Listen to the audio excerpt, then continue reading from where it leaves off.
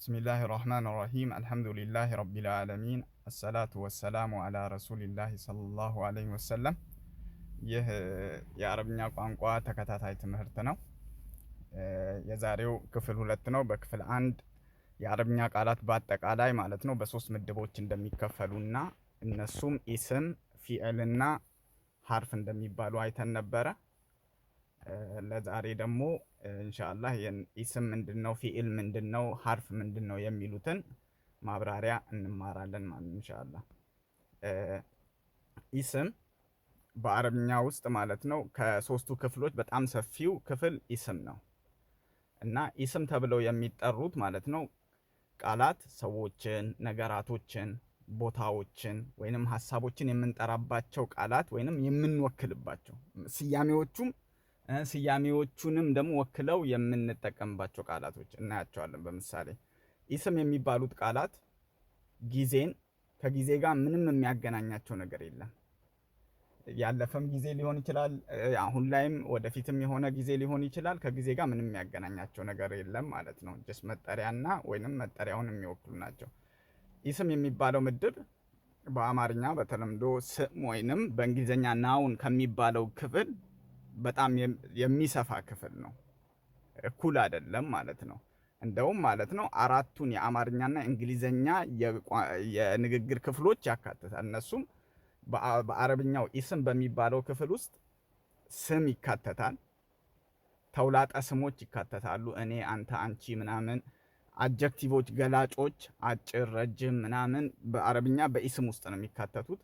ተውሳከ ግሶች ማለት ነው ጊዜና ቦታን የሚያመለክቱ በፊት፣ በኋላ፣ ከላይ፣ ከታች ምናምን እነኚህ የምንላቸው ቃላቶች በአጠቃላይ በኢስም ውስጥ ይካተታሉ። ሌላም ደግሞ ተጨማሪ ብዙ ክፍሎችን ያካትታል። ኢስም በጣም ሰፊ ነው እና አሁን እስኪ ዝም ብለን እያንዳንዱን ወደፊት ማለት ነው በሰፊው እንመጣባቸዋለን። ግን አሁን በኢስም ውስጥ የሚካተቱት ክፍሎች ምን እንደሆኑ ዝም ብሎ አይምሯችሁ ላይ ስዕሉ እንዲኖራችሁ ማለት ነው ዝም ብለን በፍጥነት እናያቸዋለን። ግን ወደፊት በትምህርታችን ላይ እያንዳንዱን በሰፊው እንመጣባቸዋለን። በኢስም ውስጥ የሚካተቱት ክፍሎች አንደኛው ኢስሙ ዓለም ይባላል። ኢስሙ ዓለም ማለት ፕሮፐር ናውን በአማርኛ ላይ የተጸውኦ ስም ይባላል። መጠሪያ ስሞች ማለት ነው። የኔ መጠሪያ ስም አሁን ፋሪስ ማለት ኢስሙ ዓለም ውስጥ ይገባል ማለት ነው። አላህ፣ ሙሳ እነኚህ ኢስም ዓለም ናቸው።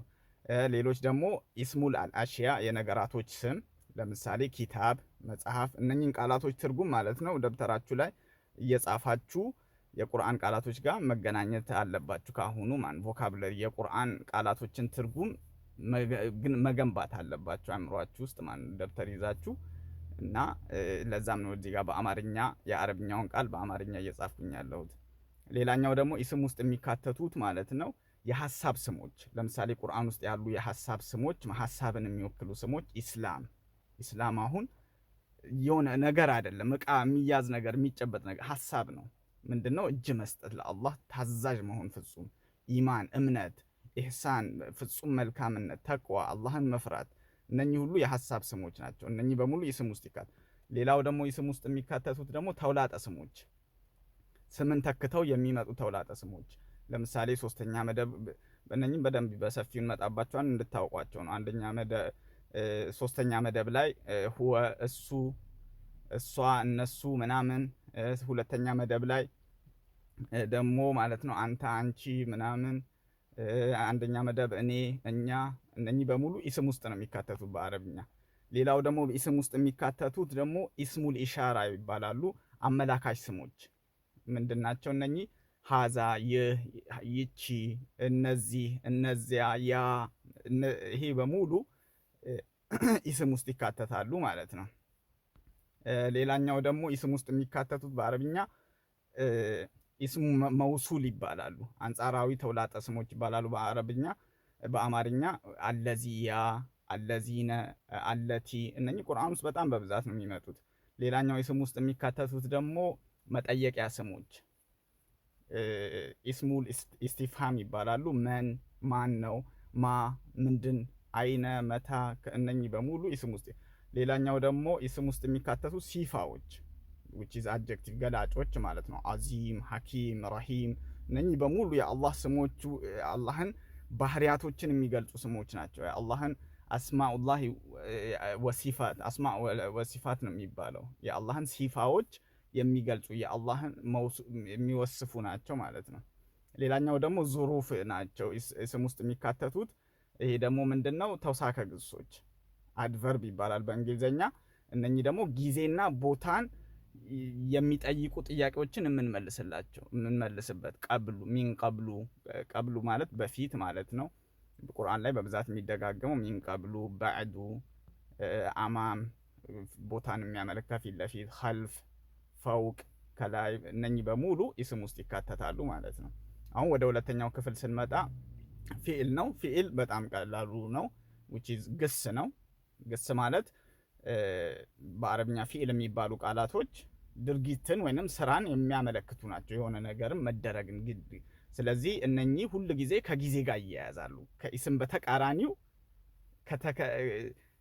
ፊዕሎች ከጊዜ ጋር የተያያዙ ናቸው። የሆነ ነገር የተደረገ ምክንያቱም ድርጊት ስለሆነ ያ ድርጊት የተደረገበት ሰዓት መቼ ነው? ያለፈ ነገር ነው ወይንስ አሁን የሚሆን ነገር ነው ወይንስ ወደፊት የሚሆን ነገር ነው የሚለውን ያመለክታሉ። ለምሳሌ አከለ በላ which is ይሄ የተደረገ ድርጊት ነው፣ ያለፈ ድርጊት። ሸሪበት ጠጣች፣ ይሄም ያለፈ ድርጊት።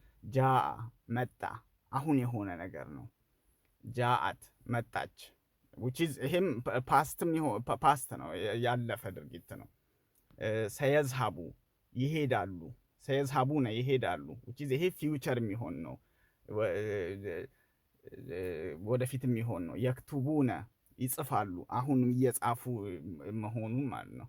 ነዕቡዱ እንገዛለን፣ ይሄም አሁን ፕሬዘንት ቴንስ ነው ማለት ነው፣ አሁን የሚሆን ድርጊት ነው ማለት ነው። ሌላኛው ደግሞ ሶስተኛው ምድብ ደግሞ ሐርፍ የሚባሉት ናቸው። ሐርፍ የሚባሉ ቃላቶች በራሳቸው ምንም ትርጉም የላቸውም። ምንም ትርጉም የሚሰጡ ቃላቶች አይደሉም። ትርጉም የሚሰጡት ከኢስምና ከፊዕል ጋር አንድ ላይ ሲሆኑ። ለምሳሌ ሐርፍ የሚባሉት በአረብኛ ቢ አሁን በአረብኛ ሐርፍ ነው። ወደ አማርኛ ስንተረጉመው ጀስት በ ነው። ሊ ሐርፍ ነው፣ ምንም ትርጉም አይሰጥም። ወደ አማርኛ ስንተረጉመው ለ ግን ከቃላቶች ጋር ሲጣመሩ ግን እንዴት ትርጉም እንደሚሰጡ እናያለን። ፊ ውስጥ ማለት ነው። ሚን ከኢላ ወደ አላ ላይ ማለት ናቸው። ስለዚህ አሁን እነኝህ በምሳሌ ስናያቸው እንዴት ትርጉም እንደሚሰጡ እዩት። ሱረቱል ፋቲሃ ላይ ስንጀምር ማለት ነው ምን ይላል? ቢስሚላህ አያችሁ። ቢ ኢስም ላይ መጥቶ ተጠለና አላህ።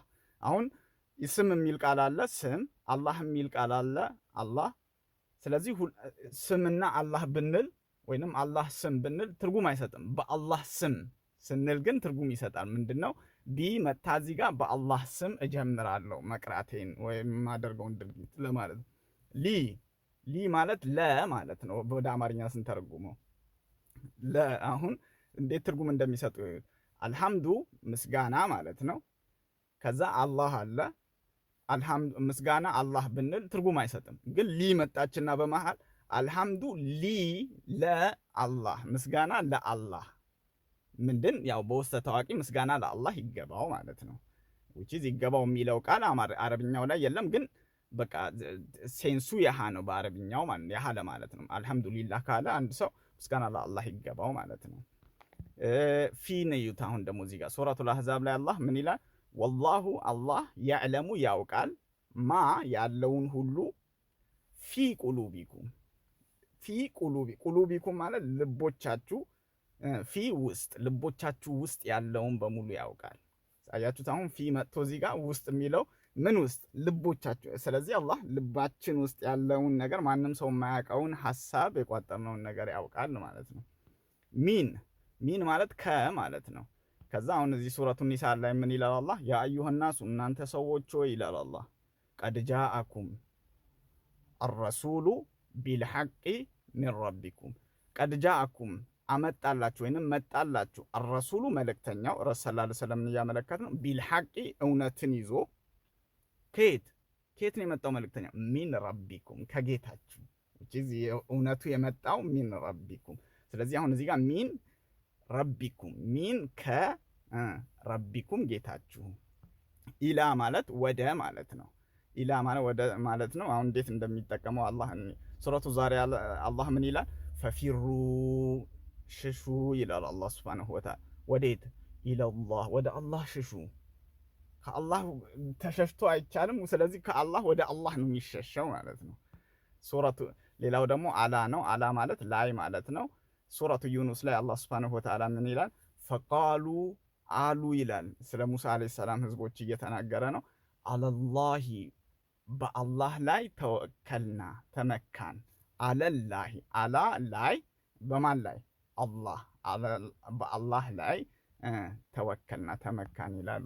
ስለዚህ የዛሬው ትምህርት እዚህ ላይ ያበቃል። ሰላም አለይኩም ወራህመቱላሂ